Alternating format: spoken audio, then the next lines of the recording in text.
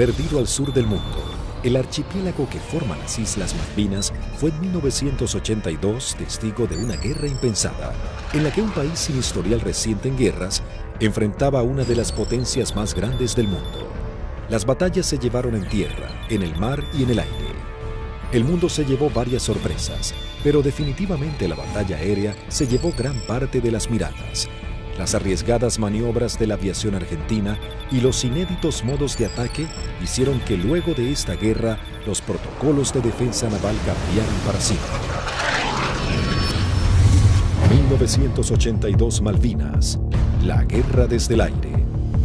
Por 150 años los reclamos se realizaron de forma pacífica y diplomática. Sin embargo, en 1982, Argentina decide recuperarlas por la fuerza.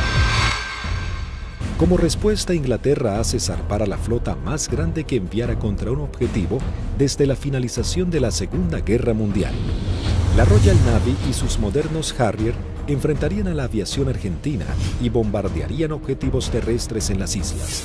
Estaba a punto de gestarse uno de los enfrentamientos más espectaculares de la aviación moderna. Los Sea Harrier y los Harrier GR-3 llegaban a la zona de conflicto con el objetivo de dominar la batalla aérea. La mayor ventaja de estos cazas es que despegan verticalmente gracias a sus toberas direccionables.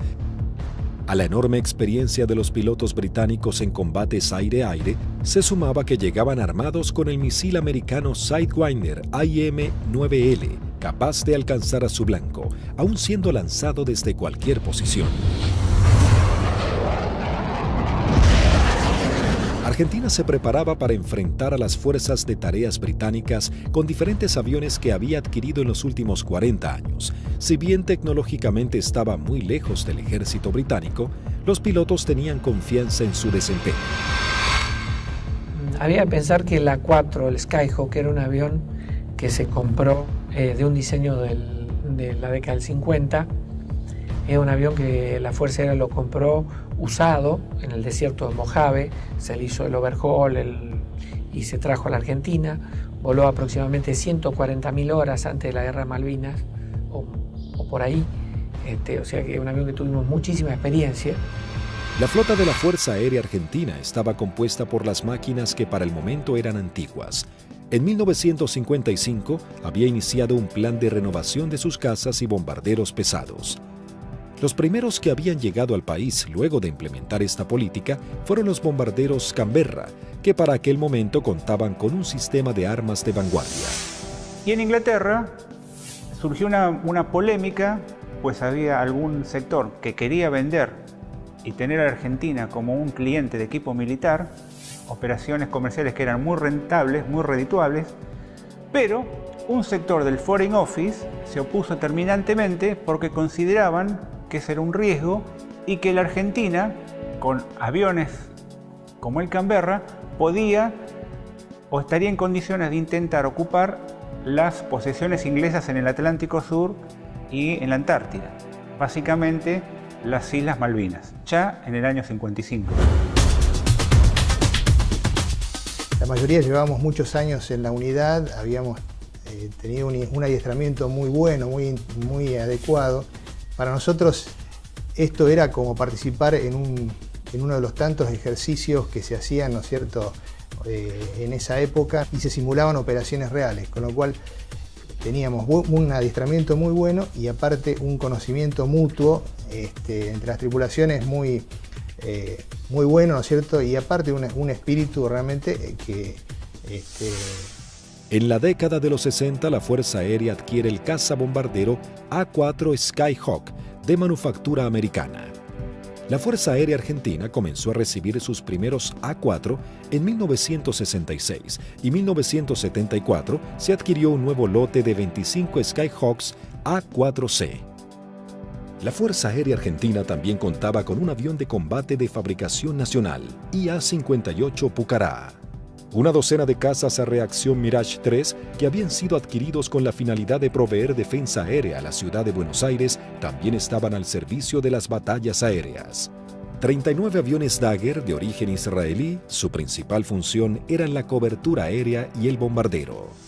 En 1972, la aviación naval argentina adquirió un lote de 16 Skyhawks A4Q, que fueron destinados a la tercera escuadrilla de caza y ataque con asiento en la base aeronaval de Comandante Espora. La tercera de caza y ataque con Skyhawk había desarrollado numerosas técnicas o tácticas propias para atacar naves a mar abierto. Era una unidad desde ese punto de vista muy experimentada y reconocida inclusive por su capacidad. Estos Skyhawks, a diferencia del A4B y C, se caracterizaban por ser un sistema de armas capaz de operar desde el portaaviones argentino 25 de mayo. Pero para finales de 1981, los veteranos Skyhawks habían llegado al límite de la vida útil y la escuadrilla estaba a punto de pasar a retiro. Estaba pasando la escuadrilla por uno de sus peores momentos de la historia. Mejor dicho, el peor momento de la historia. 7 de los 10 aviones que contaba la escuadrilla estaban fisurados. Y eso significaba el cambio de las alas para poder seguir volando con seguridad. Algunos se pudieron cambiar, 2 de ellos se cambiaron el ala, pero los otros, los menos afectados, volaron con el larguero fisurado durante todo el conflicto. Y con respecto a los cohetes eyectores de asiento, también se ordenó que mientras durasen las operaciones no se iban a considerar vencidos esos cohetes, así que volamos con los cohetes de eyección vencida. Así que el material nos encontraba a principios del 82 con solamente 3 aviones en servicio y que podían volar gracias a que la Fuerza Aérea nos había facilitado en préstamo 3 cohetes eyectores de asiento. Eso sumado a las falencias que ya se veían arrastrando de a tiempo, como los cañones de 20 milímetros que se trababan y que nunca fueron cambiados como pedíamos por los cañones DEFA de 30 milímetros que tanto éxito habían tenido los israelíes con su incorporación.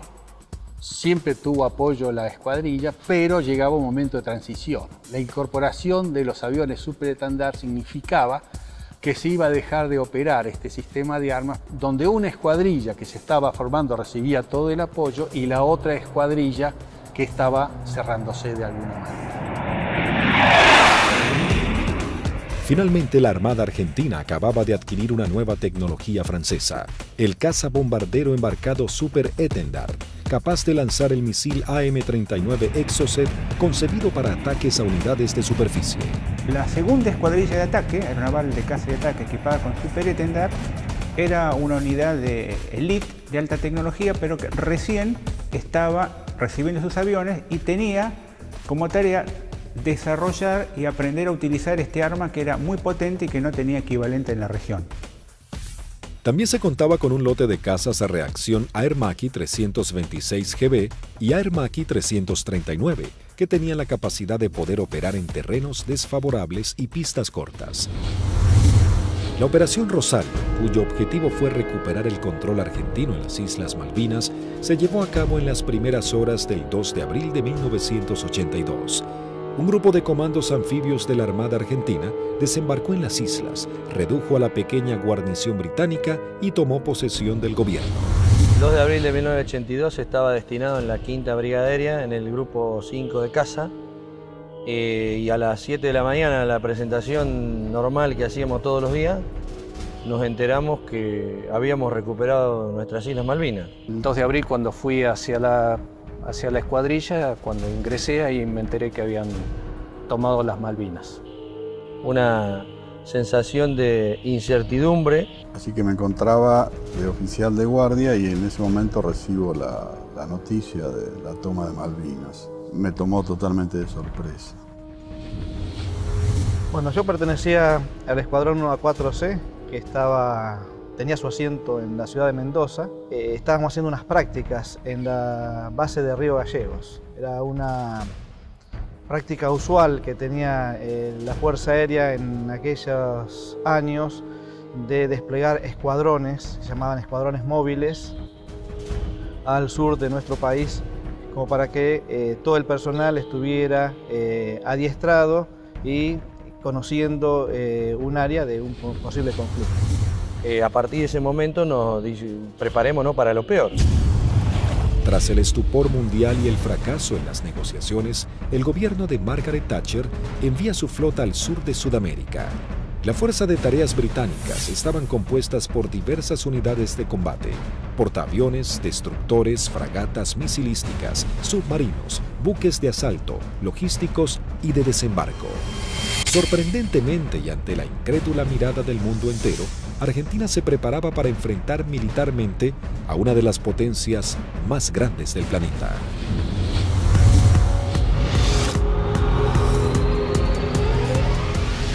Los pilotos argentinos tuvieron un veloz entrenamiento para aprender a neutralizar objetivos navales sin ser derribados. La operación exigía sortear los sistemas de detección y defensa de los buques para poder aproximarse al blanco y lanzar sus bombas por encima del mismo. Había que equilibrar la inferioridad tecnológica con la capacidad humana.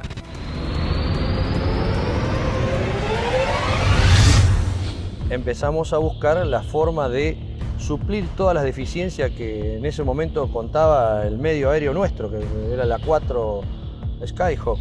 Y obviamente no teníamos contramedidas electrónicas para afectar tanto los radares como los lanzadores que poseían los británicos.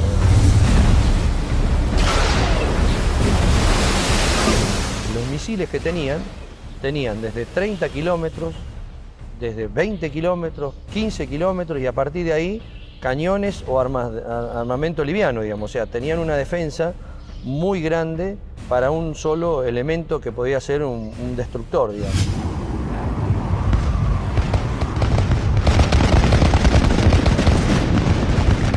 Entonces determinamos, con ayuda también de la Universidad del Sur, cuáles eran los niveles de vuelo que teníamos que realizar para poder volar bajo el lóbulo y no ser detectados por el radar. Eso nos dio a qué altura teníamos que estar en función de la distancia a donde podíamos encontrar el blanco. Y en la última parte, ya desde unos 50 kilómetros del blanco, teníamos que volar por debajo de los 15 metros, bastante pegados al agua, para no ser detectados por ese lóbulo. Dentro de los 20 kilómetros ya nos tomaba. Pero esa demora impedía que los sistemas de armas dirigidos por radar pudiesen apuntarnos con mayor anticipación y eso evitaba de alguna manera o demoraba la posibilidad de ser derribados. Los aviones debían volar a escasos metros del suelo, no más de 10 metros a velocidades que oscilaban entre los 900 y 1000 kilómetros por hora. La mayoría no poseía radares y las comunicaciones debían ser mínimas para evitar ser detectados. Las maniobras eran realmente arriesgadas, pero parecía ser la única forma de poder enfrentar a la moderna flota británica. El adiestramiento de vuelo rasante era complejo y arriesgado. En el mar no había ninguna referencia visual de la altura en que se encontraba. Los A4B y A4C no contaban con un radioaltímetro, instrumento fundamental que mide la altura en la que se encuentra el avión con respecto a la superficie del suelo. El instinto y el oficio pasaron a ser herramientas vitales para los pilotos. Durante la práctica le tratábamos de decir al guía que volara más bajo, hasta tanto perdiéramos la vista del horizonte mar y ya empezaba a entrar en el efecto suelo del mar, digamos, empezaba a cabalgar sobre la turbulencia que producía el aire, digamos, cerca del mar. El armamento que utilizaba la Fuerza Aérea estaba compuesto por diferentes bombas antiguas, paradójicamente de origen británico. Y nosotros usábamos una bomba inglesa, la ANM65A1, de 1000 libras, una bomba de Labro Lincoln, inglesa, de demolición de manzanas, que la devolvimos con muchísimo cariño y sin costo, como decía alguno. Paralelamente a los entrenamientos y mientras la flota británica se acercaba más y más, la Armada comenzaba una carrera contra el tiempo intentando de poner en servicio 8 de sus Skyhawks. También los técnicos buscaban poner en funcionamiento los escasos misiles Exocet que habían llegado al país antes del retiro francés. Hasta ese momento, esta tecnología solo había sido probada en polígonos de tiro por sus fabricantes.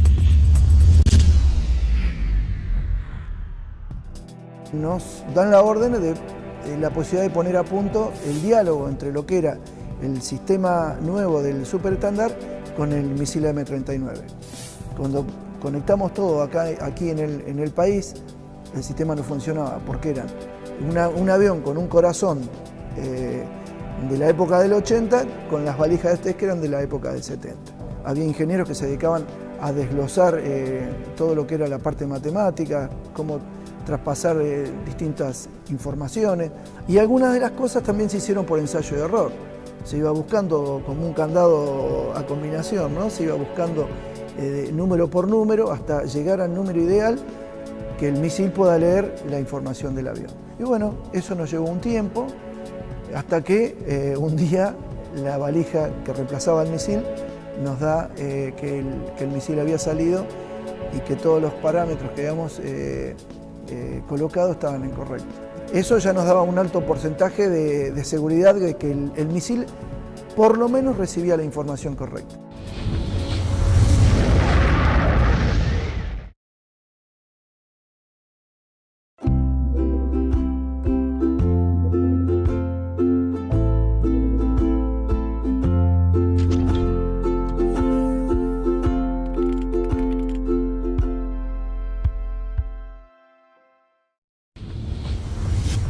El 25 de abril, la flota británica llega a la zona y realiza sus primeras operaciones bombardeando las Islas Georgias del Sur y retomando su control. 5 días después, el 1 de mayo, tiene lugar el inicio de los enfrentamientos en las Islas Malvinas y comienza la batalla aérea. 2 bombarderos Avro Vulcan británicos despegaron de las Islas Ascensión con la intención de dejar fuera de servicio la pista de Puerto Argentino. Al enterarse de la noticia en los aeródromos de Río Gallegos, Río Grande y San Julián, las secciones interceptoras se preparan para entrar en acción. 2 Dagger de la primera sección de Río Gallegos regresan al continente sin haber encontrado ningún objetivo. Una segunda sección de Dagger de la base de Río Grande es la primera en hacer contacto con aviones Harrier británicos. Al despegar hicieron contacto con el radar Malvinas, operado por la Fuerza Aérea Argentina. Con un alcance de 300 kilómetros a la redonda, se convertía en los ojos de los pilotos. A través de ellos podían saber qué aeronaves había en el teatro de operaciones.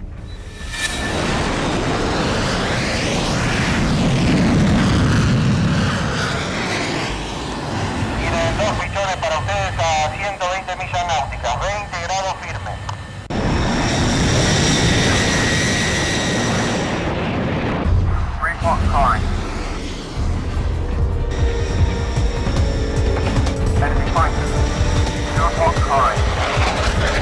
Los veo ahora los 4 juntos, no los puedo diferenciar, repito, no los puedo diferenciar. Los 4 interceptores comienzan a dar giros buscándose unos a otros, los argentinos con 22.000 pies y los Harrier 4.000 pies más abajo. Ahora los tienen a 9 millas de frente y a 1 milla al costado derecho.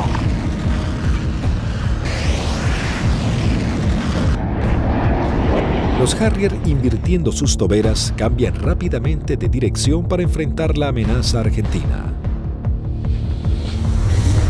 Ahora los Harrier están enfrentados a ustedes, repito, están enfrentados. Los Harrier se niegan a tomar altura para enfrentar a los argentinos, ya que los Dagger tienen un mejor desempeño en altura. Tampoco los argentinos descienden a donde el Harrier corre con ventajas. Por esta razón no se produjo combate alguno. Esa misma tarde se produce la primera baja cuando el primer teniente Ardiles, en uno de los Dagger, armado con misiles Chaffir y cañones, pone rumbo solitario a las islas. Dirigido por el radar Malvinas, aún Eco se acerca a su misión, sin saber que en realidad se aproximaba a una trampa mortal. Lo que erróneamente el radar detectó como un objetivo eran 2 Sea Harriers en formación cerrada. Al descubrir la amenaza argentina, uno de los Sea Harrier se coloca como señuelo, mientras el otro maniobra para colocarse por detrás.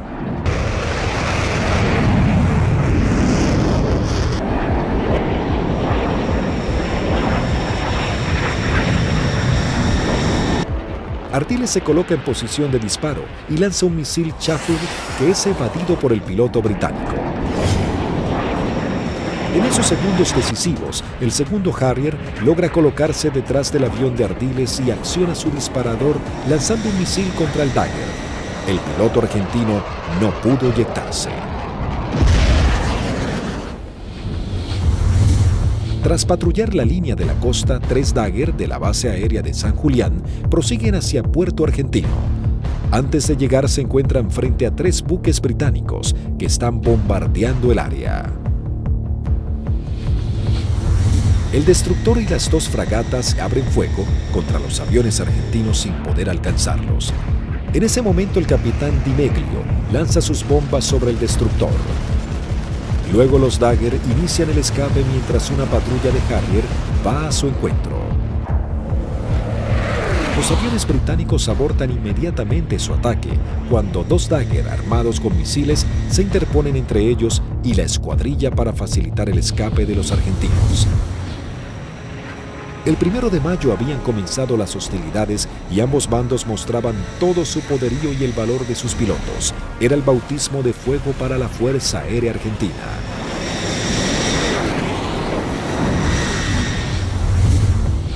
La guerra aérea había comenzado con los primeros enfrentamientos. Los británicos entraban su base de operaciones en la isla Ascensión y desde los portaaviones Hermes e Invencible. El objetivo principal era inutilizar la pista de Puerto Argentino, así dificultar las comunicaciones entre la isla y el continente, comprometiendo las posibilidades de los pilotos argentinos.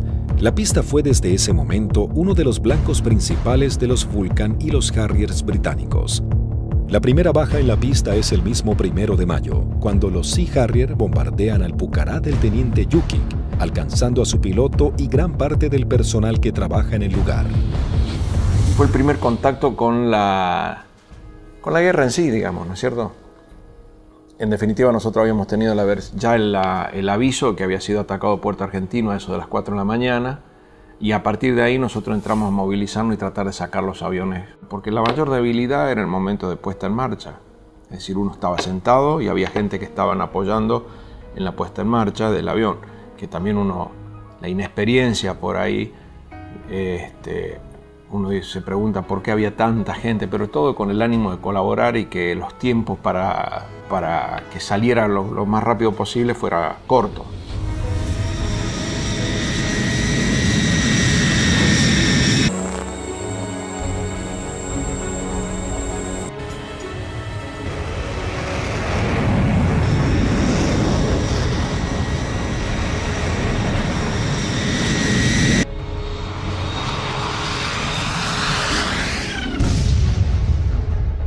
Desde armeros, de suboficiales técnicos, electricistas, todo dando vueltas alrededor del avión, que casualmente, desgraciadamente, es el avión donde impactan y casi todos ellos fallecen. A partir de allí, los arribos a Puerto Argentino eran muy arriesgados. Entonces llegamos a Puerto Argentino el 17 de mayo al atardecer. Y me sorprende cuando llegamos porque no hay nadie recibiéndonos. Aeropuerto fantasma, no había absolutamente nada.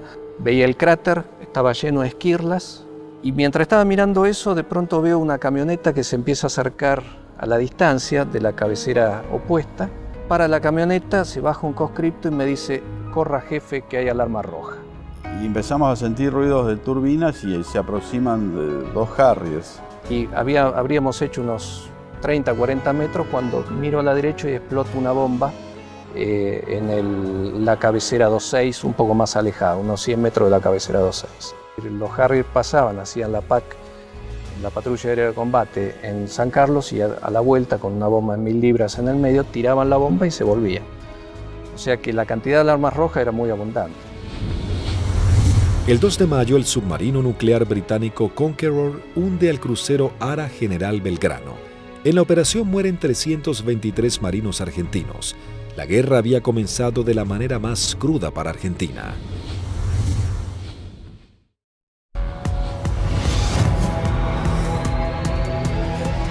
Mientras Argentina buscaba reponerse del hundimiento del crucero General Belgrano y los británicos comenzaban a familiarizarse con el lugar y el clima adverso de la región, la guerra del aire se encrudecía cada vez más.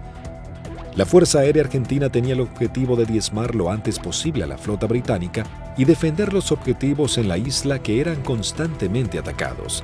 Los Harrier buscaban detener la acción de los pilotos argentinos y anular la comunicación entre el continente y Malvinas. La aviación naval contaba con que los servicios británicos de inteligencia habían descartado el uso del misil Exocet después de que el personal técnico francés se retirara de Argentina al inicio del conflicto. Por lo tanto, era una carta secreta con la que contaba Argentina. Tras semanas de arduas tareas, los técnicos navales logran hacer funcionar el misil. Para esto, los pilotos iban adiestrando en todo lo que era la parte operativa, ¿no? El lanzamiento del misil, el vuelo rasante, y nosotros trabajamos en la parte técnica. Una vez logradas las dos combinaciones, se le dio el ok que la escuadrilla estaba en condiciones de lanzar los misiles AM-39. El 4 de mayo, la aviación naval argentina pone a prueba por primera vez este sistema de armas. La segunda escuadrilla de caza y ataque monta una misión con 2 Super Etendard y un avión explorador Neptune y el apoyo de un reabastecedor Hércules de la Fuerza Aérea Argentina. El avión explorador Neptune detecta 3 contactos. Los 2 pilotos de los Super Etendard, tomando por sorpresa a los británicos, lanzan sus misiles contra el Sheffield. Y bueno, ahí fue una satisfacción enorme porque todo el sacrificio arduo que habíamos hecho para poder poner a punto lo que era algo que nos parecía imposible, había dado buenos resultados.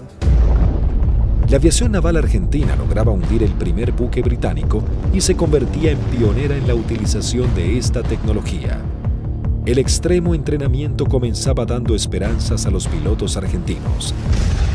Tras días de bombardeos y cañoneos sobre los puestos argentinos en las islas, las réplicas de los soldados y los pilotos argentinos, los ingleses habían logrado interrumpir las rutas de contacto entre los puestos y la base argentina. La comida comenzaba a escasear en la vanguardia y el clima bajaba abruptamente. Los pilotos argentinos patrullaban el aire en busca del lugar exacto en el que los ingleses buscarían hacerse a tierra. Y a partir de ese 1 de mayo, a través de todas las acciones que realizó el escuadrón y los escuadrones de otros sistemas de armas, se iba degradando tanto el material como el personal, íbamos perdiendo camaradas en forma permanente. Entonces es como que el cerco se iba estrechando cada vez más. Finalmente, el 21 de mayo, comenzaba la última etapa de la guerra con el desembarco en la bahía de San Carlos. Con la colaboración del comandante Ewing Southby Taylor, quien conocía el lugar por haber prestado servicios en Malvinas, el general Jeremy Moore había decidido que ese era el lugar ideal para su desembarco. Los primeros avances de las lanchas de desembarco habían sido positivos. El lugar no estaba minado y parecía que sería un arribo relativamente sencillo. Pero con las primeras luces de la mañana, el teniente primero Carlos Daniel Esteban visualiza uno de los barcos y da aviso. Una Hermaki 339 de la aviación naval realiza un vuelo de reconocimiento por la zona. Ni bien superé las primeras alturas donde están las posiciones del batallón 5, ya comencé a observar acciones de combate. Había un helicóptero incendiándose, tropa de infantería desparramada corriendo por el campo y un helicóptero dándole apoyo. El aviador naval ingresa al estrecho de San Carlos, divisa un helicóptero en vuelo estacionario para alertar sobre posibles ataques aéreos. Me preparo para atacar ese helicóptero y ya me preparo para disparar. Observo todo el despliegue naval inglés sobre el establecimiento San Carlos. Rápidamente descubre que en el lugar había por lo menos media docena de buques ingleses. Con el piloto inglés nos alcanzamos a mirar. En ese momento recién él me ve. Kripa realiza un brusco giro a la izquierda, pasando a escasos metros del helicóptero. El helicóptero de la Fuerza de Tareas Británica alerta a los buques advirtiéndoles que un jet argentino va hacia ellos. Maniobrando su Aermacchi Kripa, somete a su avión a varias G negativas, respondiendo de manera efectiva. Una vez que entro en la corrida de tiro, el buque comienza a tirarme. Yo con cañones y cohetes solamente podía producirle daños muy pequeños, entonces mi intención era tratar de dejarlo fuera de servicio al buque, es decir, atacar todo su sistema de radares, de radios, antenas. Volando en forma rasante, se coloca en posición de disparo contra el primer buque que cruza frente a su mira de tiro.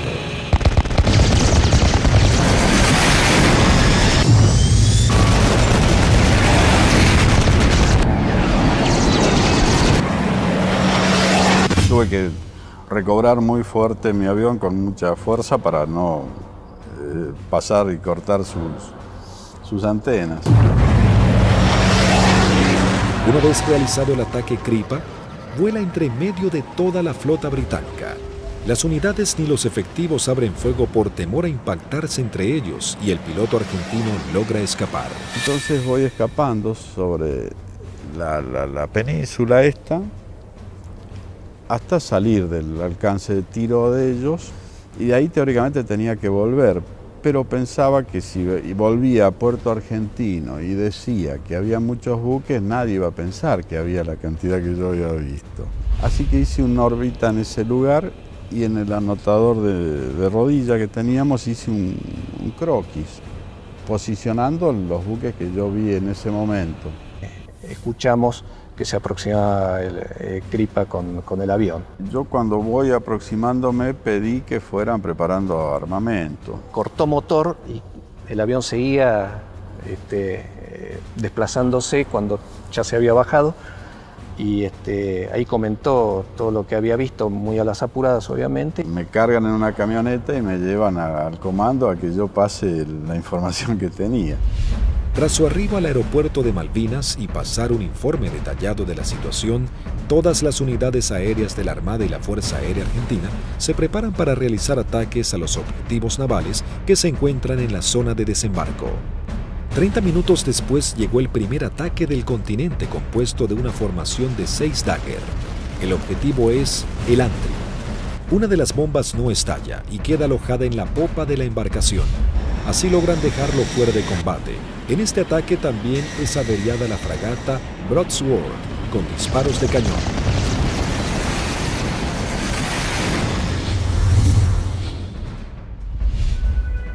En Río Grande, las escuadrillas de Dagger y A-4Q navales parten para atacar blancos ubicados en el estrecho de San Carlos. Argentina intentaba dominar el espacio aéreo en el archipiélago.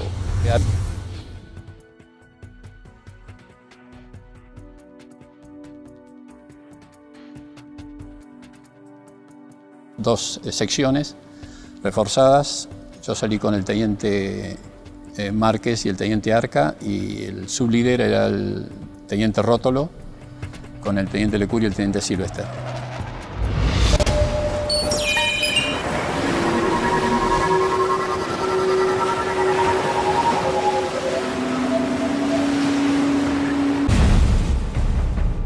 Tres Dagger logran atacar a la fragata Arden lanzándole sus bombas de 500 kilogramos. Una de ellas explota en la popa dañando seriamente un helicóptero Sea Lynx y su sistema de defensa.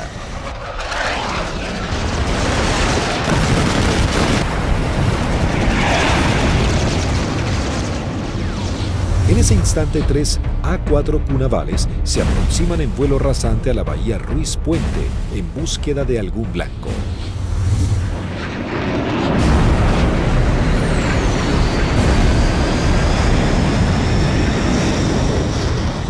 Había lluvia, chubascos, techos bajos y poca visibilidad, condiciones totalmente desfavorables en caso de encontrarnos con algún buque inglés, porque su radar y su sistema de detección de blancos nos iba a ver y lanzar los misiles mucho antes que nosotros los viéramos a él. Los Skyhawk detectan visualmente a la fragata Arden visiblemente averiada. Conectamos máster de armamento, que era el único punto que faltaba. Iniciamos un giro para atacar desde una posición relativa favorable. Los Los 3 A4Q navales se aproximan en vuelo rasante a 900 kilómetros por hora. El teniente Márquez, quien vuela último, ve el impacto producido por una de las bombas de 250 kilogramos del capitán Alberto Filippi, que da de lleno en la popa, elevando una gran bola de humo y esquirlas.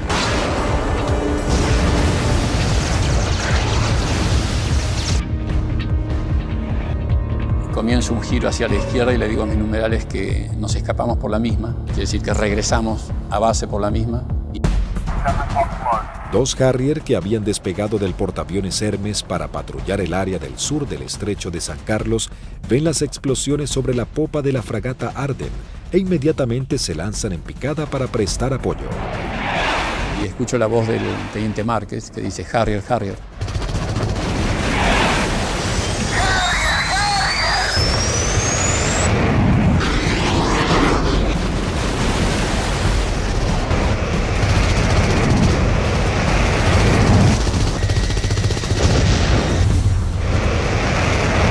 Mientras el otro Harrier va tras el A4Q del capitán Filippi y le lanza un misil Sidewinder.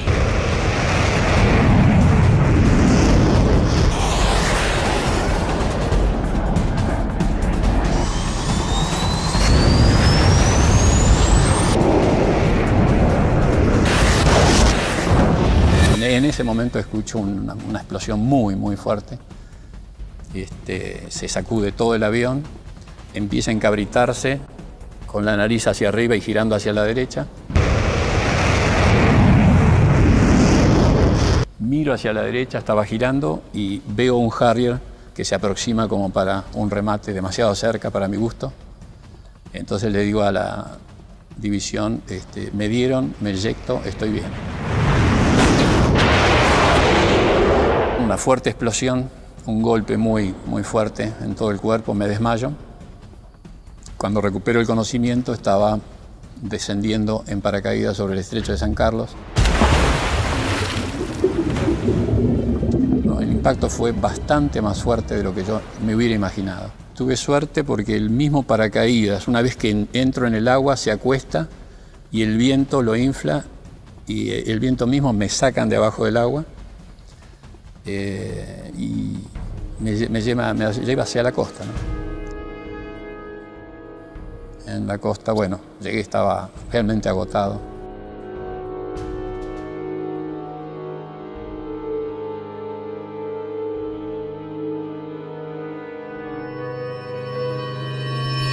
La fragata Arden, con daños de importancia, también es señalada como el blanco de la nueva escuadrilla que se acerca a la zona.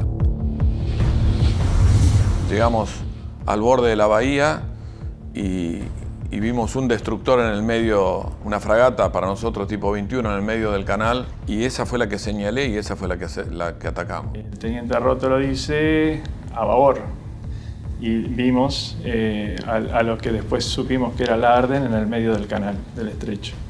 Y sobre eso giramos inmediatamente. Y ya pegado al agua practicamos un zigzagueo que hacíamos bastante violento a baja altura para evitar que los controles de tiro nos pudieran concentrar el tiro sobre nosotros.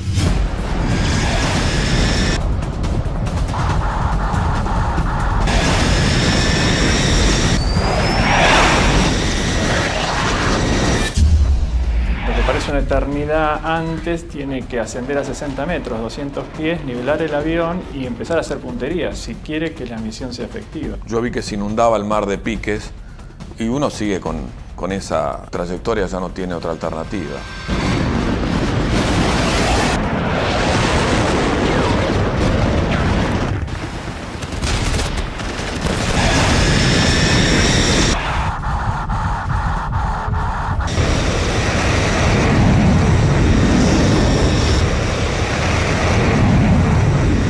Yo vi el lanzamiento de teniente Rótolo, horquillando el blanco, 2 bombas antes, 2 bombas después, y sobre las columnas de sus explosiones, de la explosión de sus bombas, lancé yo las mías.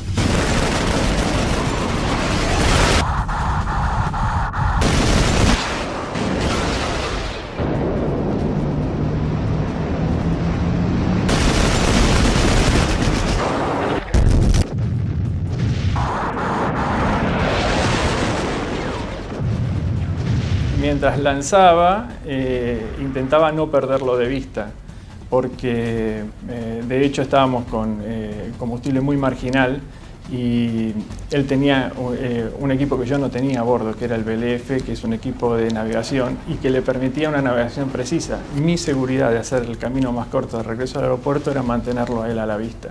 A pesar de todo el fragor del ataque, alcancé a decirle: rompo por derecha y me voy por el morro del costado, y al poco tiempo un silencio y poco a poco fueron apareciendo. Primero Lecour, después Sylvester. Y ahí nos volvimos a juntar. Por un lado teníamos la satisfacción del deber cumplido y por otro el sabor amargo de haber perdido, bueno, lo que las estadísticas dicen que se pierden en este tipo de ataque a unidades navales. El 50% de las unidades que salen normalmente no regresan. Sí, es un ataque, es violento, es muy violento lo que se vive en la cabina. Debido a los ataques que sufrió ese día, la fragata HMS Ardent se une en las frías aguas del estrecho. Sin embargo, las fuerzas terrestres británicas preparan el avance a Puerto Argentino.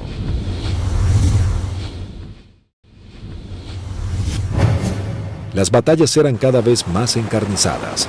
El ejército británico debía lidiar con las tropas argentinas apostadas en las islas, los ataques certeros de la aviación y con el clima que día a día se volvía más frío. El 23 de mayo se desata un nuevo ataque contra otra de las unidades de superficie claves de la Fuerza de Tareas británica. Esta vez el blanco es otra fragata clase 21, la Antelope. El primer ataque a los buques en San Carlos comienza poco después de las 9 de la mañana con escuadrillas de Skyhawks navales y de la Fuerza Aérea. Una segunda escuadrilla de 4 Skyhawks A4B de la Fuerza Aérea Argentina se abre paso a través del fuego antiaéreo y de los misiles. Los A4B a cargo del primer teniente Luciano Guadagnini y el alférez Gómez se dirigen hacia la fragata Antelope para atacarla. Guadagnini inicia su corrida de ataque, lanza su bomba y es alcanzado. El impacto deja su avión fuera de control, pero el piloto logra enderezar su A4, aunque no pudo evitar la colisión contra el mástil de la fragata. El piloto no alcanza a eyectarse antes del impacto.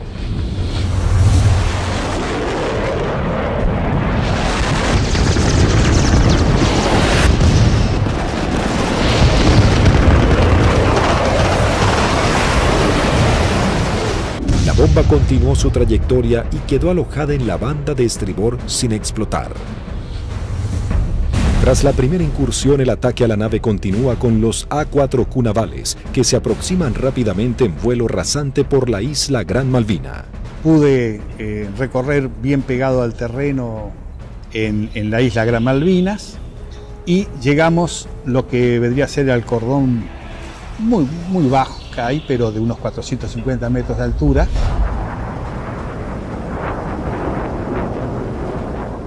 Tuve que descender para poder ir hacia la altura de lanzamiento, que son unos 100 metros, y el primer buque que vi en la bahía San Carlos era una fragata de tipo 21, tenía un helicóptero en popa, recuerdo, y me dirijo hacia ella como el primer blanco que había observado. La zona de operación estaba totalmente clara, con sol, despejado y el mar muy calmo.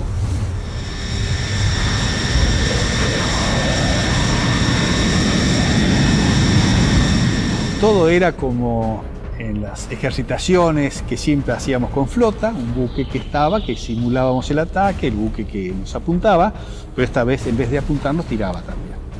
Inmediatamente que entramos a la bahía, empezaron a tirar y tiraban ya de tierra, se veían los fogonazos, sobre todo de la derecha y del frente.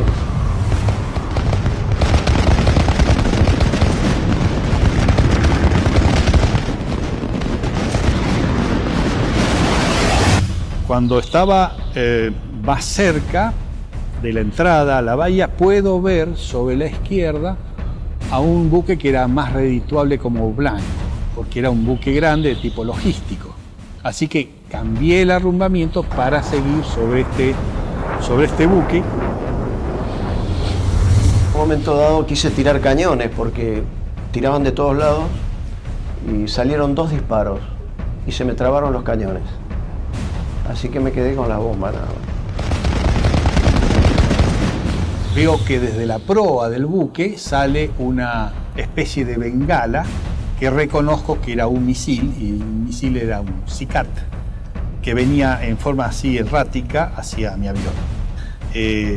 Hago una maniobra evasiva, un fuerte giro hacia la derecha, algo veo pasar por el costado así de la cabina. Pero evidentemente el misil ese me había sacado en la corrida de puntería, que si bien no me derriba, logra el objetivo de que yo no pueda lanzar con mayor precisión las bombas, y evidentemente mi salva fue larga. Habían borrado las matrículas de los buques, así que se veía un buque gris clarito sin poder identificar qué buque era. Cuando paso lanzo, eran 2.000 libras de peso que largaba en un instante, el avión hace una cabreada, quiere subir, impido que subo, y cuando miro adelante estaban tirando de todos lados.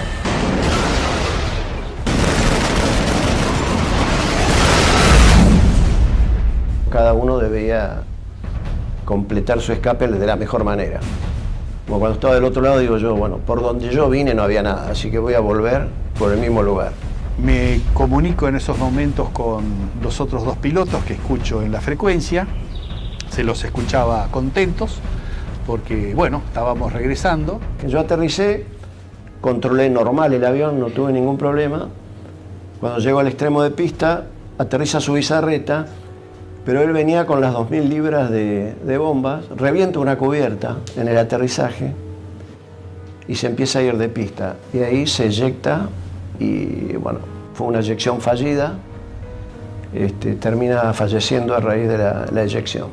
Así que cuando salgo a los 600 metros, tenía la pista adelante, me dicen que aterrice del lado derecho, le pregunto por qué, me dicen que aterriza del lado derecho nuevamente, reafirman y bueno, cumplo esa orden de aterrizar sobre el lado derecho, y en la carrera de aterrizaje veo que había un A4 que estaba en pilón, apoyado sobre la nariz, en el tren principal de la nariz y sin la cabina.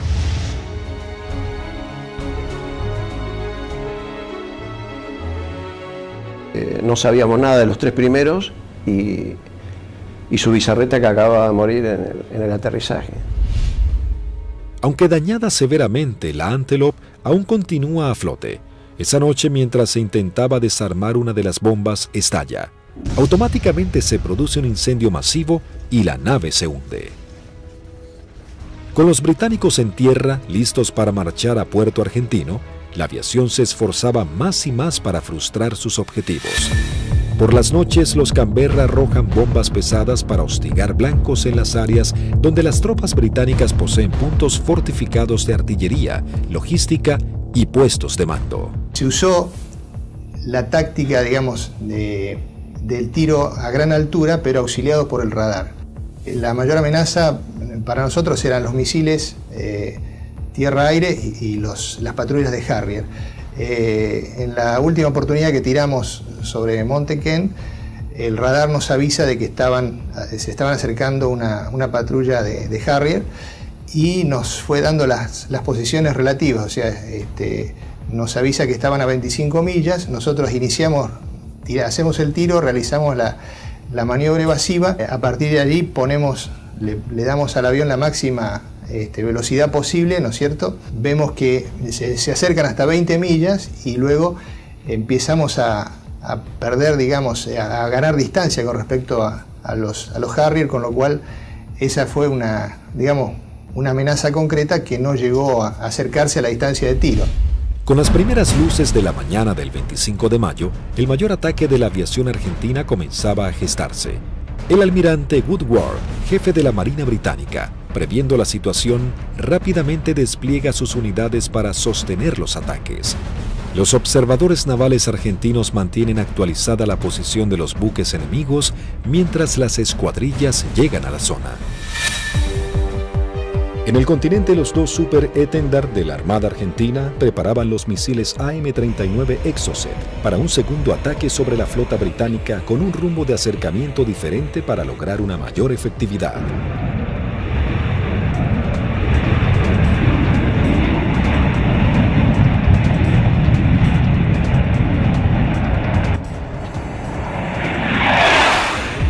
A las 15:20 horas surgen dos A-4B sobre la isla Borbón y se dirigen hacia mar abierto, encontrando a la fragata y el destructor frente a ellos. Los A-4B lanzan su armamento. Una de las bombas rebota en el mar e impacta sobre el buque atravesando su cubierta de vuelo, destrozando la parte delantera de un helicóptero Sea Lynx y luego cae al agua. Los otros dos A-4 se acercaban en rasante rápidamente hacia los buques. Yo iba del lado izquierdo y mi guía del lado derecho, y como no teníamos radar obviamente, el control lo hacíamos con nuestros ojos. A mí me tocaba controlar desde el frente a la izquierda y el guía del frente a la derecha, no teníamos otra alternativa, digamos.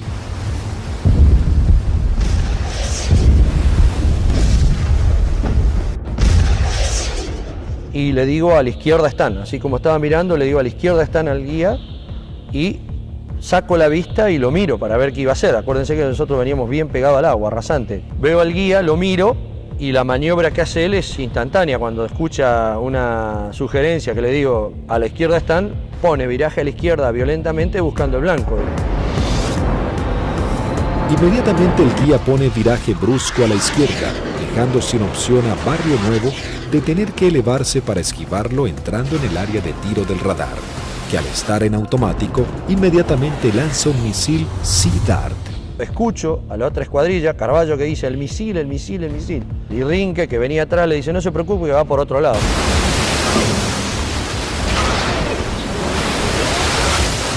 Claro, no iba para ello. Salía hacia la derecha para nuestros aviones, digamos, y para mi avión. Entonces. El misil Sea Dart necesita un tiempo para nivelarse e ir tras su blanco. Como los aviones argentinos ya estaban muy cerca del blanco, lograron pasar por debajo sin que éste pueda derribarlos.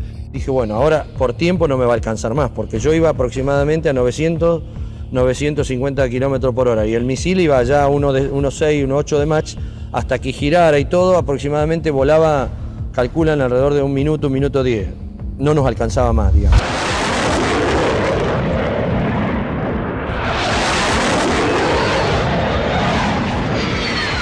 Yo lo veo al guía porque le iba formando un poquito más atrás, unos 50, 100 metros más atrás, y veo perfecta las bombas cuando la lanza y impactan a no más de 1 metro del agua.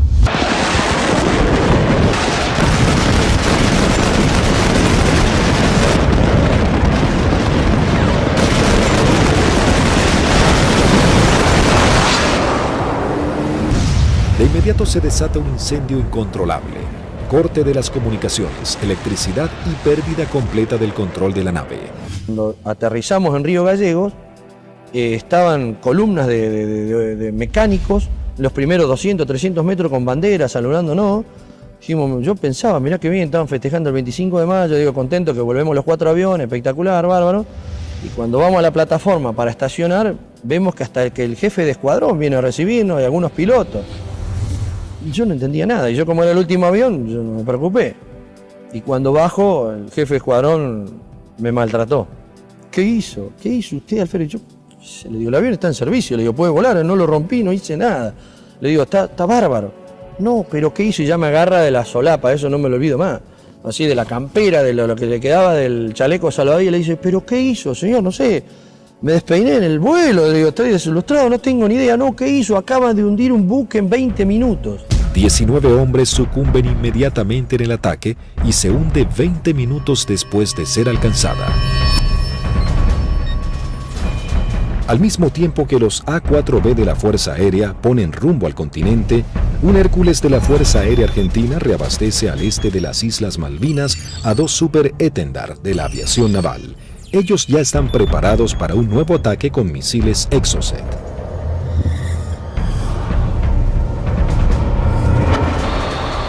A unos 60 kilómetros de la flota británica, los Super Étendard detectan varios ecos en sus radares. Eligen los más grandes y mientras toman altura de lanzamiento, los datos son transmitidos a sus misiles de manera automática.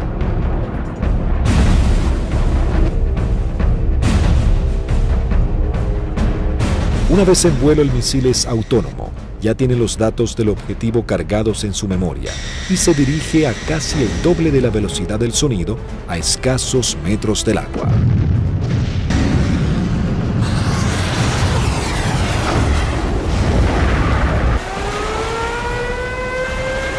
Nuevamente los británicos lanzan una alerta de combate. Los navíos ordenan despegar helicópteros con equipos para señuelos antimisil. Uno de los Exocet impacta en el buque e inmediatamente se desata un incendio que destruye elementos vitales para la operación anfibia que se desarrolla en San Carlos.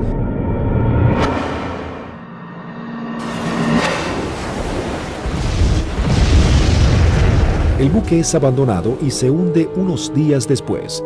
Si bien el daño infligido sobre la flota británica era considerable, cada vez la resistencia argentina estaba más doblegada en las islas.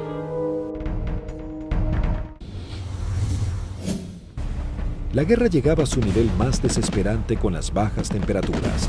Las tropas británicas se preparaban para avanzar por tierra. Sin embargo, los soldados argentinos apostados en las islas no cedían posiciones y los bombardeos aéreos azotaban a la flota británica. Las fuerzas argentinas, visiblemente cercadas en Darwin, resistían con el apoyo de la aviación. El 28 de mayo se proyectó atacar a las posiciones inglesas con los aviones IA-58 Pucará, que desde el 21 de mayo estaban asentados en Puerto Argentino. Conocíamos bastante la zona porque era en la zona misma donde nosotros habíamos operado antes.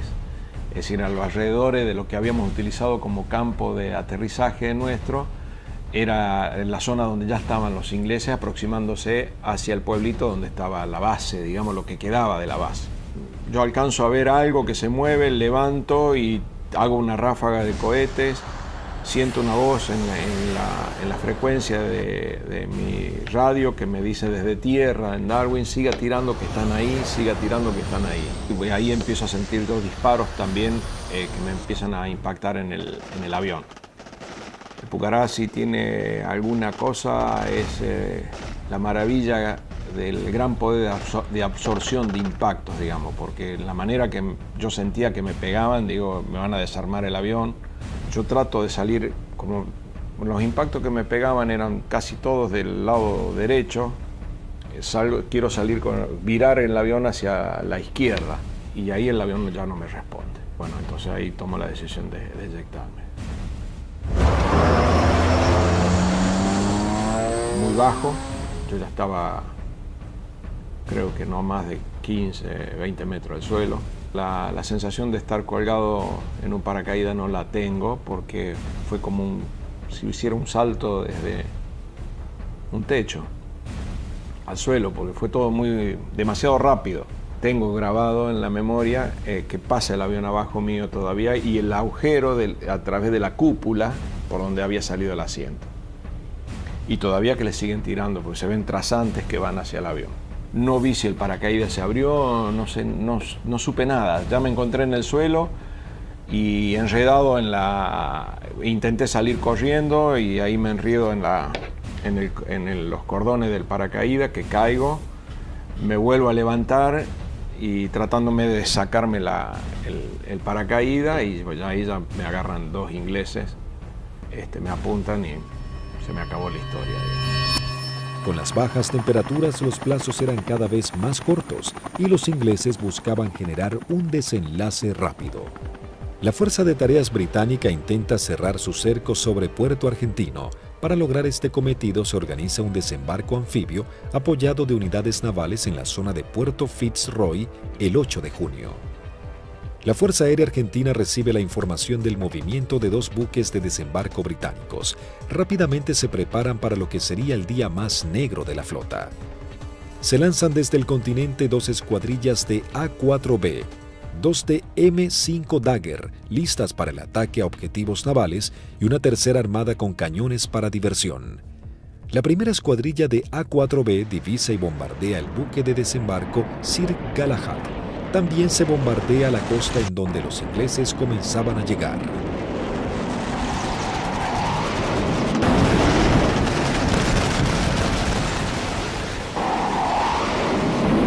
La Fuerza Aérea Argentina, sabiendo que ha logrado impactar en los buques de desembarco, redobla su apuesta y envía una escuadrilla de A-4C y 2 A-4B para bombardear las posiciones terrestres en la cabeza de playa.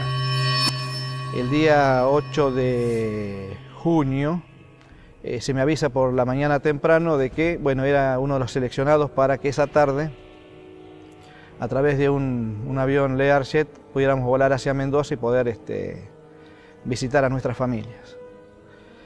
Pero claro, antes de poder alcanzar esa meta había que realizar una misión, entonces todo cambia un poquito el ángulo de cómo uno está viendo esa misión. Por supuesto que nadie hablaba, ¿no? Todo en ese momento estaba muy consustanciado con sus cosas íntimas, recordando a la familia, bueno, recordando a algunos camaradas que también habían caído. Así que bueno, uno ya, ese es el último momento que uno tiene como para pensar en uno mismo y en pensar en sus familiares. Siempre nos despedíamos de los compañeros que se quedaban y el abrazo era interminable y como si fuera la última vez, ya que no éramos kamikaze como nos dijeron, sino que teníamos conciencia de los riesgos y que las chances siempre eran muy escasas para sobrevivir. Una característica que teníamos siempre en nuestra unidad es que el personal de mecánicos que preparaba nuestros aviones y armaba nuestros aviones se ponía siempre al costado de ambos lados de la pista, con banderas argentinas, con los trapos con que limpiaba el avión, con lo que tuviera, con la campera, como para saludarnos y darnos ánimo. A las 15 horas parten hacia las islas las primeras 2 escuadrillas de A-4B compuestas por 3 aviones cada una.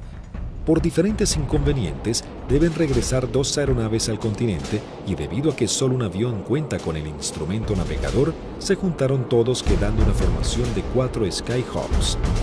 Previo abastecimiento, llegaron hasta las islas, donde descendieron a escasos metros del mar para no ser detectados. Aquí fue la primera complicación que observé. Al hacer control de combustible antes de entrar en la zona de combate, me di cuenta que había uno de los tanques externos que no me había transferido todo el combustible de ese tanque, con lo cual ya el combustible que tenía sabía que no me iba a alcanzar para regresar al continente. Pero como estábamos muy próximos a la zona del ataque, decidí continuar.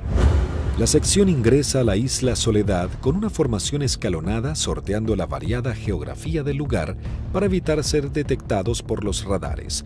Los pilotos saben que no cuentan con el factor sorpresa y que serán recibidos con un intenso fuego antiaéreo. Realmente dantesco, a pesar de que ya teníamos todos experiencia de que nos tiraran, pero era dantesco ver la cantidad de proyectiles 20 milímetros, 30 milímetros, artillería antiaérea y misiles de diversos tipos. Los A-4 sobrepasan las defensas aéreas y se dirigen rumbo a Bahía Agradable. En ese momento sucede algo inesperado para Sánchez. El numeral 4 lo sobrepasa, quedando él en 4º lugar. Inmediatamente yo traté de acelerar mi avión para volver a tomar la posición que yo tenía inicialmente en la formación. O sea, trataba de alcanzarlo a Vázquez pasándolo por la derecha. 2 Sea Harrier del Escuadrón 800 giran en círculo sobre Fitzroy. Uno de los pilotos ve aproximarse un avión en vuelo bajo desde el sudeste e inmediatamente le avisa a su compañero. En ese momento, no sé por qué razón, se me ocurrió darme vuelta a la izquierda de mi avión y mirar detrás del avión. Y lo que se veían eran impactos de proyectiles atrás de mi avión, inmediatamente en la cola, y se levantaban surtidores de aguas, varios piques detrás de mi avión. Sánchez, sin saber quién era su atacante, decide continuar con su maniobra para lograr colocarse tercero en la formación. Cuando está sobrepasando al alférez Vázquez, Bolsan, el líder, encuentra al lanchón de desembarco saliendo del seno Choi Seul. Cuando la ve, inmediatamente pone viraje y el resto de los aviones lo siguen, con lo cual los 3 aviones se me vinieron encima mío. Ninguno se había dado cuenta que yo venía tratando de ocupar mi posición, con lo cual los tuve que saltar por arriba, evitándolos, tomé altura, lo cual siempre era un riesgo porque evitábamos tomar altura en la zona de combate porque era un tiro al pato, decíamos, de cualquier avión o cualquier buque que anduviera en la zona. Ante la tónica mirada de los pilotos británicos, los 3 Skyhawks inician su corrida-ataque hacia el lanchón. El numeral 2, teniente Juan Arraras, logra impactar de lleno la embarcación con sus bombas, ignorando la presencia de los aviones Sea Harrier. Hay algo que me llama la atención a mi derecha y a unos 500 metros veo 2 Sea Harrier a la misma altura que yo, bien formaditos, paralelos, un poquito más retrasado el segundo avión, el guía era David Morgan y el numeral Smith. El Sea Harrier lanza su primer Sidewinder hacia el avión de Arraras e inmediatamente Sánchez da la alerta. Cuando vi eso, que lanzó el misil, les doy la voz de alerta a mis compañeros, o sea, misil en el aire, 2 Sea Harrier. Arraras es impactado por un misil en su parte trasera, dejándolo fuera de control. Si bien se eyecta, no logra sobrevivir. El Harrier arremete contra el segundo A4. Tiene en su mira al avión de Vázquez. Lanza su misil impactándolo de lleno y sin que pudiera eyectarse. Realmente ese fue un momento choqueante, quedé muy choqueado porque el pensamiento era hace un instante, era un compañero mío, un amigo mío, un camarada mío, que desapareciera de esa forma, o sea, me impactó mucho, ¿no? Sin perder tiempo, el Harrier, piloteado por David Morgan, continúa su ataque contra su próximo objetivo. Las maniobras evasivas del avión del primer teniente Bolson no logran evitar el misil. Su piloto tampoco logra sobrevivir a la explosión. Y al volver a entrar en conciencia, inmediatamente fui a buscar los 2 Sea Harrier, ya que yo estaba expuesto también a recibir un ataque. No los vi donde estaban últimamente, en la última posición. Se me ocurrió mirar para arriba y ahí es que veo un Sea Harrier que empieza a hacer, baja su nariz para iniciar el ataque a donde yo estaba en ese momento posicionado. Tras el ataque, el único A4 sobreviviente, en inferioridad de condiciones para entrar en combate, decide desprenderse de todo el peso extra y emprender un escape pegado al mar acompañado de maniobras evasivas. Estaba realmente muy estresado, muy choqueado, con lo cual había cosas que estaba descuidando, entre ellas el combustible. Cuando me di cuenta, realmente no me alcanzaba para llegar, excepto a Puerto Argentino, no llegaba a ningún lado. Lo primero que hice fue tomar altura, independientemente de que anduvieran los Sea Harrier, ya no importaba mucho. Moría de una forma o iba a morir de la otra, así que... Sánchez toma altura y reduce su potencia de motor a fin de economizar el gasto de combustible, aunque queda expuesto a cualquier tipo de ataque. Mientras tanto, la sección de A4C entraba en la zona de combate atacando el personal que desembarcaba en la costa de Bahía Agradable. Ahí nos encontramos con los barcos humeando, muy próximos a la playa, y un enjambre de hombres que estaba desembarcando y que iba trasladando todos los pertrechos hacia la playa.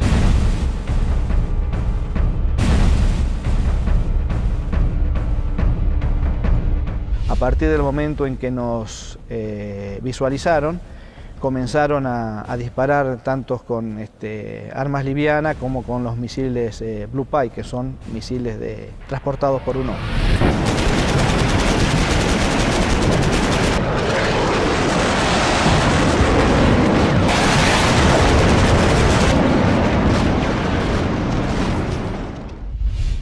Tuve la oportunidad de esquivar 2, girando un poco el avión y poniendo pedal, tratando de evitar. Pasaron algunos por arriba y algunos por abajo.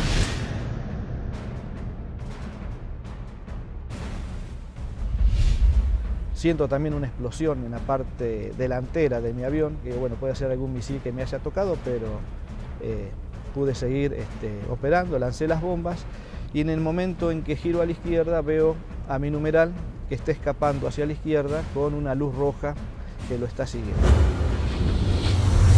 Cuando gira hacia el otro lado veo al numeral del capitán Caffarati también con otro misil en la cola y le vuelvo a gritar, pero hace caso omiso, pero era a través o por el problema que yo tenía de mi equipo de radio. El Skyhawk del teniente Sánchez se encontraba expuesto en altura, con sus cañones trabados y sin combustible para llegar a la base. Toda su escuadrilla había sido derribada y no había sobrevivientes. De la decisión del piloto podría salvarse, caer prisionero o congelarse en medio del mar. Mientras tanto, en algún lugar sobre el océano Atlántico, el teniente Sánchez decide arriesgarse e ir en busca del Hércules reabastecedor, descartando la idea de regresar a las islas para eyectarse y ser tomado prisionero. Cuando vamos camino al reabastecedor, escucho la voz del momento del teniente Sánchez, el Pipi Sánchez, que había sido uno de los únicos sobrevivientes del ataque anterior. Tenía una última oportunidad si el reabastecedor, el avión Hércules, se había quedado en la zona, le quedaba una chance más. Con lo cual le hice el llamado en la frecuencia de reabastecimiento, me contestó. Las comunicaciones eran dramáticas porque yo estaba desesperado. Así que le pedí por favor que si me podía ayudar, necesitaba reunirme con él y que me diera combustible. Él me daba indicaciones de posiciones geográficas, pero yo al no tener mi equipo de a bordo, porque solamente algunos aviones lo transportaban, no tenía forma de ubicarlo geográficamente. Escuchar la voz de él en forma casi desesperada, llamando al avión Hércules reabastecedor para que lo pudiera alcanzar. La tripulación era el vicecomoro Cano y el capitán Rubik. Realmente, si le debo la vida a alguien es a ellos. Siempre digo que son mis segundos padres. La situación era que la última vez que vi el indicador de combustible no me quedaban más de 400 litros, que prácticamente no da para nada, realmente no daba para nada. Con lo cual dejé de verlo porque lo único que hacía era producirme más estrés por no estar acoplado al Hércules. La tripulación del Hércules, en un gesto heroico, se aproxima bastante a las islas y le da la tranquilidad de decirle, quédate tranquilo, pibe, que ya estamos yendo por allá.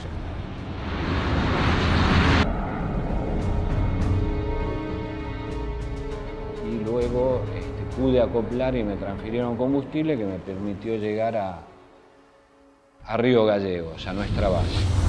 En el regreso, el brigadier Paredi observa que su indicador del nivel de aceite de su avión comienza a fluctuar.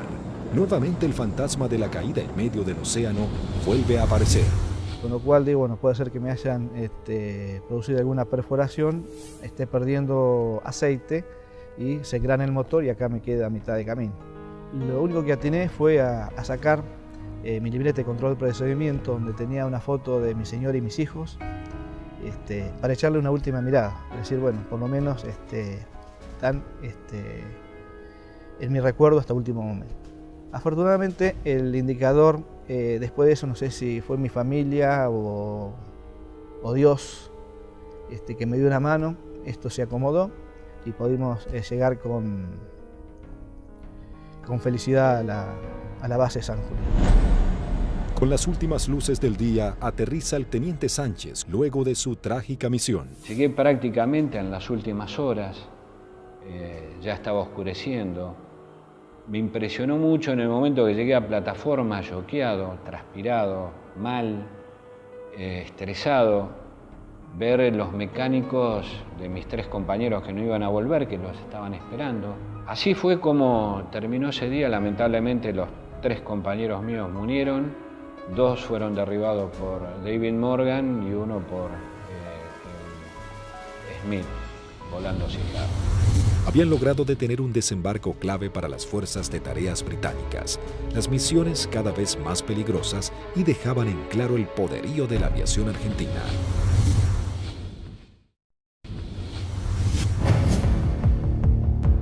La guerra terminaba, sin embargo las misiones de la Fuerza Aérea eran cada vez más arriesgadas.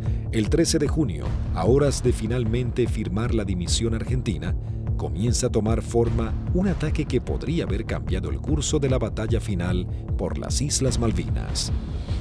El día 13 de junio, que fue ataque objetivo terrestre, en principio cuando comenzó el conflicto del Atlántico Sur, los pilotos teníamos cierta aprehensión a los ataques a objetivos navales, ¿no? Porque la fragata tenía de todo para defenderse.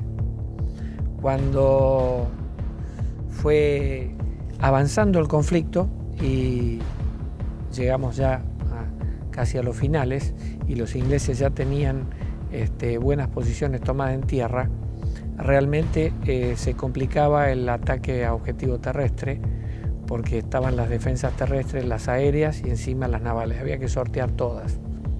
Pero realmente era para lo que habíamos estado preparados toda la vida y creo que esa fue una misión en la cual los ingleses estuvieron sorprendidos de cómo nosotros llegamos al corazón del Estado Mayor que estaba en Monte Dos Hermanas, al pie del Monte Dos Hermanas.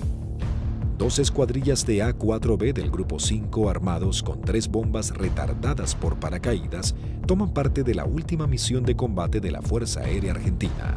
La acción es osada y peligrosa, atacar y destruir el comando del Estado Mayor británico del general Jeremy Moore, jefe de las fuerzas británicas. En esa misión volamos casi unas 350 millas, un equivalente a unos 700 kilómetros, rasante.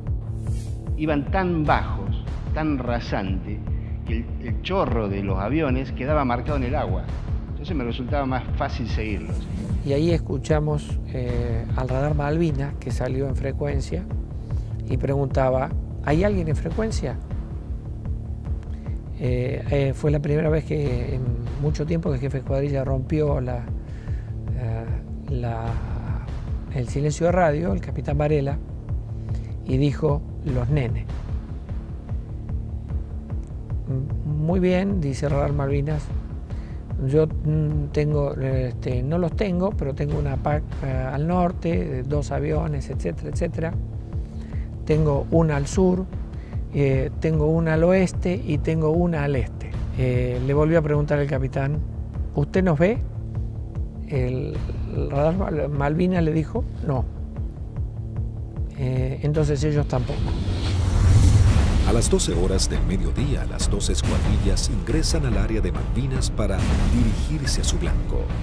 Cuando estábamos sobrepasando el acantilado, vimos que estaba posado ahí un helicóptero, un Sea Lynx británico, que son los que lo usaban ellos como de vedores. Y yo pienso que ese helicóptero informó la posición nuestra, informó la entrada nuestra a la isla. Inmediatamente de eso el radar Malvinas empezó a dirigir al aire, dar todos los movimientos de las PAC. Todas las PAC iban concentrándose hacia el lugar de nuestra ruta.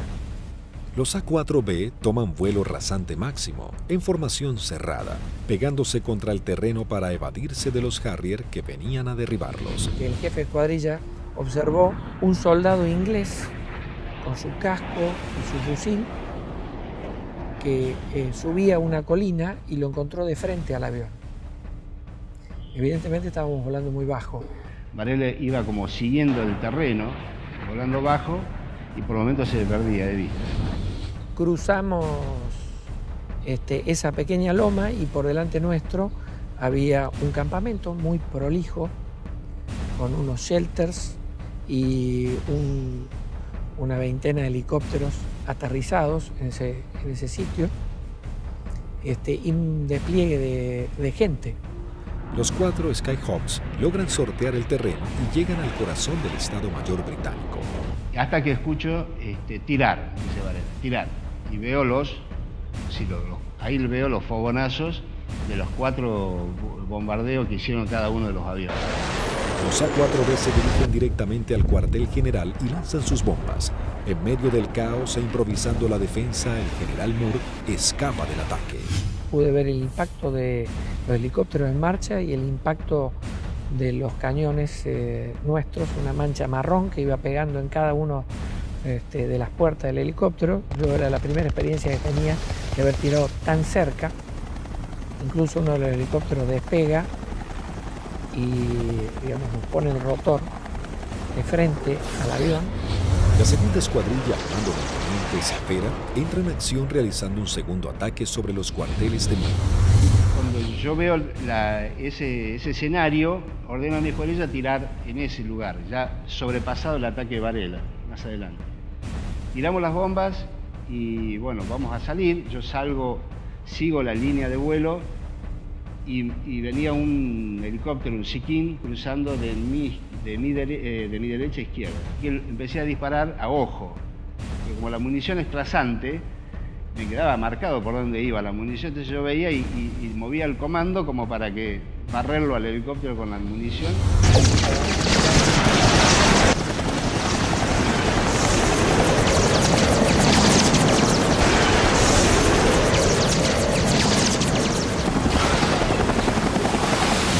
Y ahí mi numeral, que venía acá, a la izquierda mía, de Lepiane, me dice, él ve el lanzamiento de un misil que me venía hacia mi avión y me pide, dice, por derecha, Tuco, por derecha.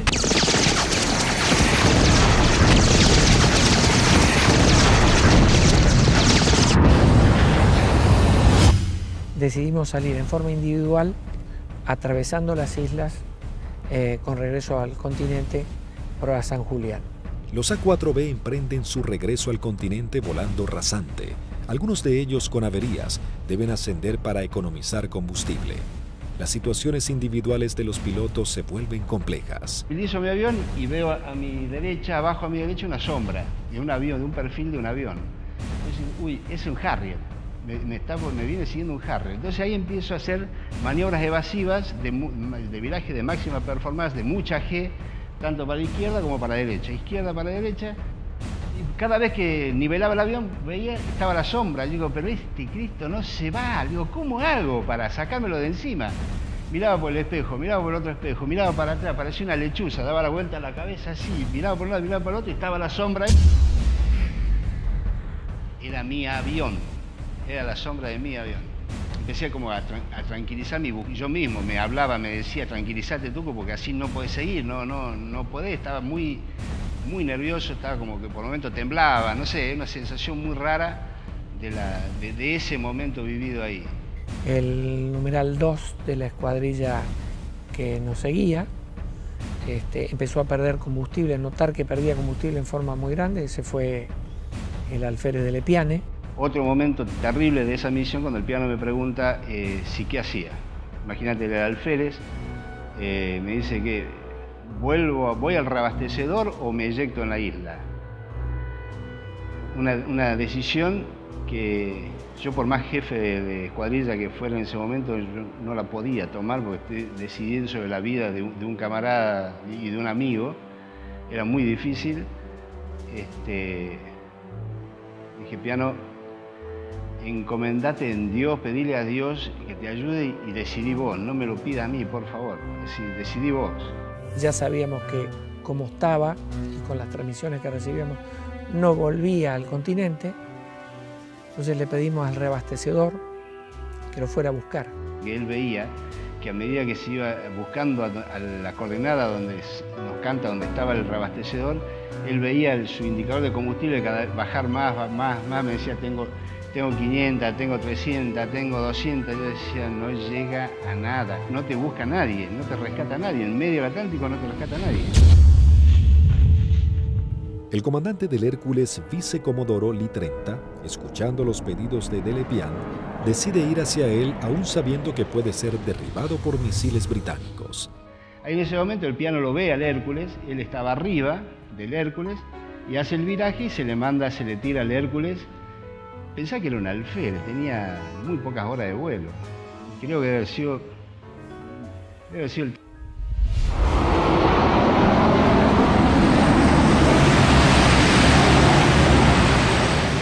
Ahí el reabastecedor se arrimó a las islas en un acto de arrojo terrible, ascendió lo buscó, lo encontró,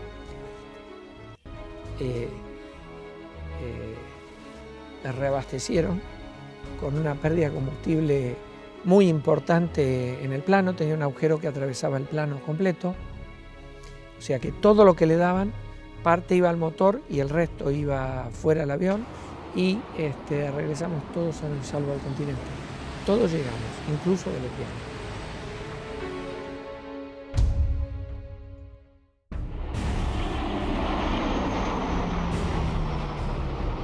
Ese fue un factor importantísimo en el desarrollo de la guerra, el tema del reabastecimiento.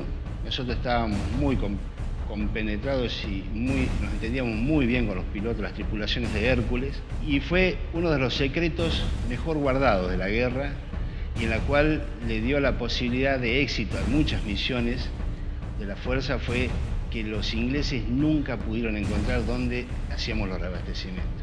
Buscaron por todos lados, nunca encontraron un Hércules haciendo reabastecimiento. Las misiones extremadamente peligrosas en las que se embarcaban los pilotos eran los últimos actos heroicos de una guerra que ya llegaba a su fin. El 14 de junio de 1982, las tropas británicas finalmente ingresan en Puerto Argentino y se firma la rendición argentina. El general Mario Benjamín Menéndez, jefe de las guarniciones argentinas en las islas, le informa a su par británico que solo puede responder por sus unidades en Malvinas. El general Moore insiste en la necesidad imprescindible de interrumpir las acciones y Menéndez le reitera su falta de control sobre la Fuerza Aérea y la aviación naval, pero le garantiza que no efectuará ningún pedido de misiones. Moore comenta sus experiencias en San Carlos y Monte Kent, donde noche a noche eran bombardeados por los Canberra, y agrega que el día anterior había salvado su vida por un minuto al ser atacados por aviones A-4B. El conflicto deja a los británicos con su flota desmantelada y no es posible proseguir con las operaciones navales. En ese momento, si alguien le pone un valor en números, y un avión que no valía más de $50.000, y una fragata CL-42 valía $550 millones puesta en el puerto. O sea que si uno hace números, realmente no resiste mucho análisis. La guerra económica la ganó la Fuerza Aérea Argentina, desde ese punto de vista, ¿no? Y la Armada con sus A4, porque eran aviones viejos que nadie calculó que tenían la capacidad de hacer el daño a una de las primeras flotas del mundo. Bueno, creo que hicimos bien los deberes. Hicimos aquello para lo cual estábamos adiestrados y creo que lo hicimos bien. Yo creo que esa es la demostración más grande del profesionalismo y de la cadena que hace que ese hombre, en definitiva el último eslabón, llegue y cumpla con su objetivo. Pero hay un montón de gente atrás y que todos han demostrado ampliamente su valía y convencimiento por la fuerza y en definitiva por la nación. El escuadrón, a pesar de que tuvimos muchas bajas, tuvo el espíritu y las ganas de seguir combatiendo y defender algo que era nuestro. Lo realmente importante es el vínculo que uno genera con el camarada que va a entrar en combate junto a uno, que va a arriesgar su vida con uno y del cual va a depender de mí y yo voy a depender de él. La voluntad y el deseo de poder cumplir con la misión y cumplir con ese juramento que en algún momento hicimos cuando éramos cadetes, de defender la bandera y la patria hasta perder la vida. 36 aviadores de la Fuerza Aérea Argentina y 4 de la Aviación Naval Argentina perecieron en operaciones de combate y accidentes. Primero y fundamental, el mejor recuerdo para aquellos que dieron todo, que es fundamentalmente la vida de aquellos que no volvieron. Es el gran honor para mí de haber haber conocido héroes vivos. Eso yo creo que es el mayor honor que he tenido, que me ha permitido la vida. El conflicto de Malvinas dejó un sabor amargo, pero marcó la impecable profesionalidad de los pilotos argentinos, quienes con tecnologías claramente inferiores y algunas que ni siquiera habían sido probadas, lograron dar batalla y sorprender al mundo con maniobras y estrategias de combate que jamás se habían utilizado. Si Argentina la recupera, será por la vía diplomática, con inteligencia, con trabajo. Es como se lo explico a mis hijos. Malvinas, con toda la calma del mundo, significa la persistencia de la necesidad de recuperarlas.